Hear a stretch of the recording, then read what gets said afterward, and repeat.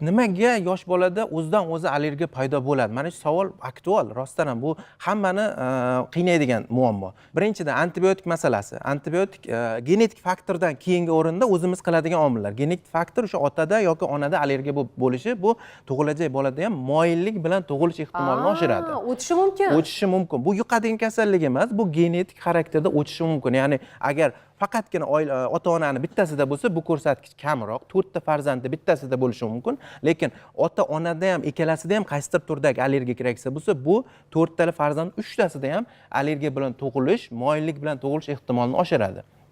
Undan keyin ekologik omilni gapirmasa bo'lmaydi, chunki aynan oddiy tuproqdan chiqadigan chang emas, PM2,5 zarralar bilan ifloslangan havo eng zaharli, eng organizm uchun allergiyani qo'zg'atish xarakteriga ega. Aynan uni tarkibidagi benzopirin degan modda o'pka saratoniga sabab bo'lishi, o'pkada rak paydo qilishi 2017-yilda tadqiqotlarda bu isbotini topib bo'lgan.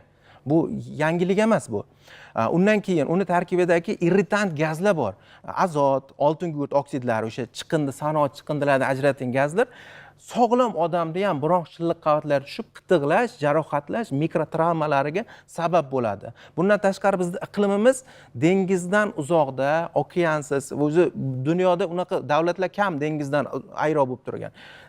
Havomiz quruqligi, bu gapirmasa bo'lmaydi bu mavzuni, chunki havoni quruqligi ham aynan nafas yo'llarini doimiy surunkali qurishiga, shilliq qavatlarning yetarlicha infeksiyaga qarshi kurashish qobiliyatini pastroq bo'lishiga, mahalliy immuniteti ham pastroq bo'lishiga, shilliq qavatlarda immunitetni zaifligiga sabab bo'ladigan omil. Bu kompleks hamma narsa yig'ilyaptimi? Bundan tashqari antibiotik qabul qilish. Keraksiz paytda kerakli antibiotikdan ham kuchliroq antibiotikni berish, hattoki kerak vaqtda ham kuchliroq keng spektrli oxirgi avlod antibakterial preparatlarni qo'llash bolani zararli bakteriyasidan qolib foydali hamma bakteriyani, mikrobiomi deymiz, bularni nobud qilishiga olib keladi. Hamma uchun fakt o'rnida aytaman, immunitetni ko'pchilik so'rasiz qayerdaligini bilmaydi. Immunitet 90% ichakda joylashgan bo'ladi. Immunitetni joyi qayerda desa 90% qismi uni yetiladigan, uni vazifa bajarishga javob beradigan qismi ichaklar. Ichaklardagi foydali bakteriyalarni o'sha antibiotik ta'sirida o'ldirdikmi, bu yerda immunitetni ham o'sha yuqorida gapirgan tanimaslik funksiyasi bor bu yerda. O'sha funksiyani ham javob beradigan qism ichaklar hisoblanadi. Ichakdagi foydali bakteriyalar o'zini hayot davomida ajratadigan moddalar, ular bizning immun sistemimiz shakllanishiga, tarbiyalanishiga sabab bo'ladi. Mana shuni olib keladi.